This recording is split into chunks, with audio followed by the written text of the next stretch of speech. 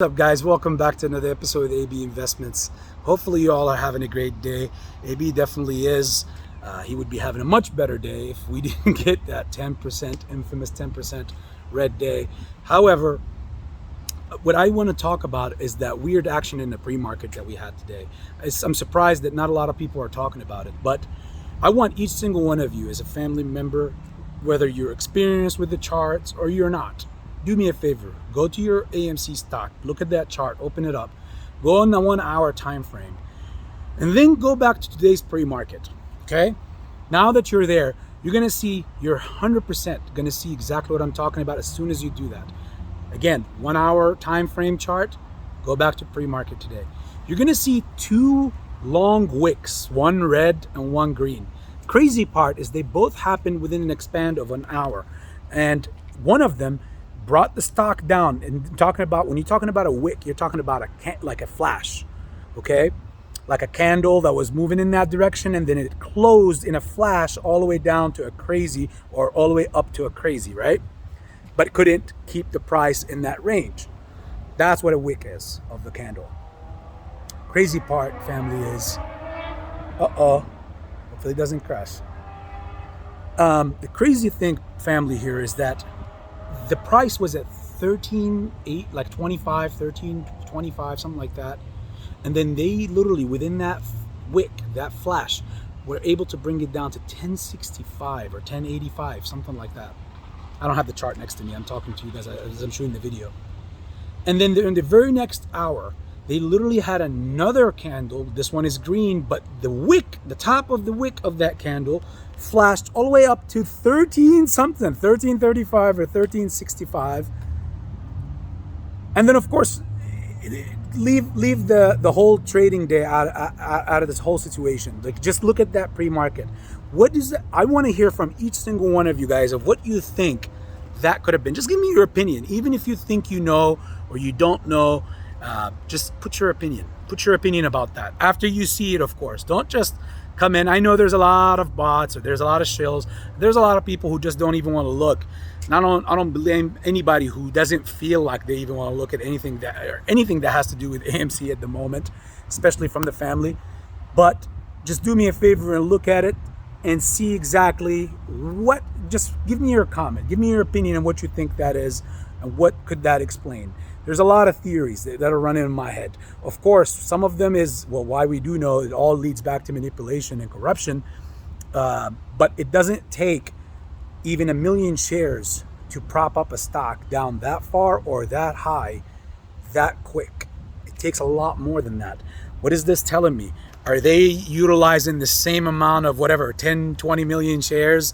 They just dropped them down on the stock, but then propped it up right back up, bought it right back up to themselves. But what good does that do for them? They could do that throughout the trading day because there are halts and everything. So it's even easier for them then. Why do it in the pre-market? Is that a way of connection? Market makers contacting each other, brokers interacting with each others? Well, based on like telling each other through numerically, or algorithms interacting. Just give me your opinion, guys, or your facts. Put them in the comments section if you would love to hear. Now, next thing, I want to talk about the snowflake play that I was in earlier today. It's funny because it's a snowflake. You call somebody, he's like the snowflake guy. But and some of the questions were, hey, did you get in as soon as the market opened? And the answer is no. If I actually got in when the market first opened in that play from the beginning at 9:30, I actually would have probably been at a double or even triple where my position in the profit is now. But here's the reason why I didn't do that. 9:30 opens, I see the stock, it's on my radar. I see the stock do its major rally to the downside, obviously, break to the downside. And then around 10:30, it made around 10:20, 10:30, it made its initial, like all the institutional trading, which showed me that it was all major heavy whales that are dropping this price. It finished, it bottomed at a certain range, now only temporarily. Now I had my level right there at that point around 10:20, 10:15 ish. And I was like, okay, let's see what happens here. I needed a read confirmation. AB does not do luck swings and all that stuff. Otherwise, I would have just gotten in the morning and I would have been lucky. But it could have also went up to the upside instead, and I would have been extremely unfortunate and completely hammered if that's the case. And that's why I don't do luck. To be a day trader, you have to have your technicals. You have to have your style of trading, whichever one it is that you follow through. Just master one particular way and carry it on over and over again. You will see with time, you'll start gaining more confidence, and charts will become a lot more resemblant to other stocks, because every stock is moved different. But over the years, you will, after mastering one particular style, and instead of jumping from one to the other, oh, now I'm putting this and this, you'll end up just taking yourself through a maze that you don't even know how to get out of. And eventually you're just going to give up altogether. So focus on one style of trading and literally perfect it, master it, and then you will see that you yourself as an individual, as a trader, you'll start harnessing a lot more confidence, and you will start wanting to dabble with other things, and you will perhaps most likely succeed in the rest of your trading career. So what did I see at 10:45 when I got into the position? It was exactly 10:42 a.m. Is after I marked it at 10:20, that zone of leveling out, or basically bottoming out, I needed the stock to obviously have its breather moment, which it did, and it went up, and it took all the way until 10:42. So about 20 minutes later, I got my confirmation. I needed to know if the stock was going to show some strength and break that trend to the upside, strength to the upside, or strength to the downside.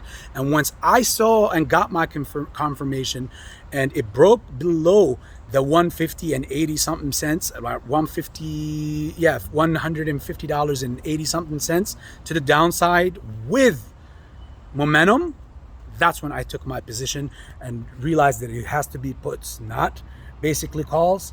And this is why you see the screenshots that I put on there that shows the first one with, and 15 minutes later, 1,000, and some people also reached out to me on Discord and said, why didn't you just take the 1,000, AB? Well, here's the thing, people. In one of the screenshots, I did put what my profit target or collection points are going to be. The first one was going to be at 148 and about 30 or 25 cent. And then the second one, which is when I will close the position entirely, around 147 and 30 or 35 cents. I believe I put that in the title, or in the second post, or in the first one. You'll see on there if you watched, or you know what I'm talking about if you've seen it. And the reason today the low came literally about 9 or 8 cents away from my first profit target, but I didn't take it. Why? I was up around $1,200 at that point, $1,300, something like that.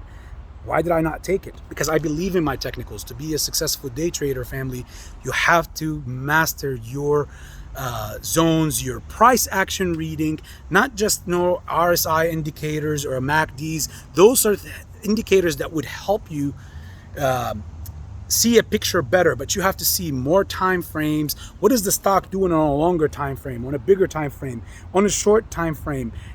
Clarify the image more and more and more. Decide where is your sell-off zone, where's the institutional demand zone, where's the supply zones, and all those things. And once you do, there's no need for me to get out, even if it was $1,000 or $1,200. I know that's great profit, but why would I get out like I stole something? Like, oh, steal it, take it, hurry up before they take it away from you. I'm not in the casino. I know many of us look at it as a casino, but I don't think of it as a casino. I trade with what the market gives me, and that's what the market gave me, and those are my technicals on it. So therefore, I have my stop losses, I have everything, I'm gonna stick with my plans. So therefore, my indicators, I believe 1,000% in. Not that I'm in the position to give any financial advice, I'm just for myself. So I'm willingly either throwing myself in the fire or into, what's the best here? Water. And hopefully it is water, not fire. And I believe that, to the best of my knowledge, that since I have it expiring obviously on September 8th, I still have a long time, but I do believe that tomorrow might be the day for me to completely finalize that position and get out of it. if I do see any difference in any of these indicators or any of this stuff, if I do see anything in the change of direction of the stock, any crazy news that Snowflake will report that would change the outcome of any of these things. Otherwise, it's business as usual. I'm keeping my same technicals, my profit zone and my target of closeout. But if not, and something magically happens that try to send it to the upside, I'll cash out of it. Even if I get out with a $500 or $400 profit, it is still great profit for a single trade, and it's on to the next one. Now, guys, I am very, very busy as an individual. I know some of you wanted me to watch some other video for some something black belt stuff. Unfortunately, I wasn't able to. I am extremely busy. I have two, you guys, most of you remember, I have two small businesses. One of them is even a restaurant, and that's a lot of uptake and maintenance to take care of. God bless my brother. He's the one who runs the restaurant, so therefore I don't have to physically be there all the time. I just show up here and there because a lot of the customers want to meet and continue to talk with AB because I am part of the identity of the restaurant. So paperwork is all basically mine. Taxes is all mine. I have to take care of all that stuff. And then on top of all of that, I day trade. And it's very tough for me to try to focus and capture more than one stock and get into more than one trade, and also handle the channel, and also take care of my family, my friends, and my own personal health, and try to make time for other videos and all that stuff. I already have a bunch of good friends. I saw Mike on the float video. Kudos, big prop ups. Saw Mike the Marines video. Again, always a pleasure. So therefore, by that time, it's like I'm already, wow, it's already 12 o'clock at night. Where did my day go? And I have to make time for the family. So either way, this video went on much longer than I anticipated, but it's always such a fun time, and the long time seems short when it's with you guys. So much love. Give me all your comments or your questions if you have any in the comments section, and I'll see you guys tomorrow. Let's see if AMC does what it's supposed to be doing.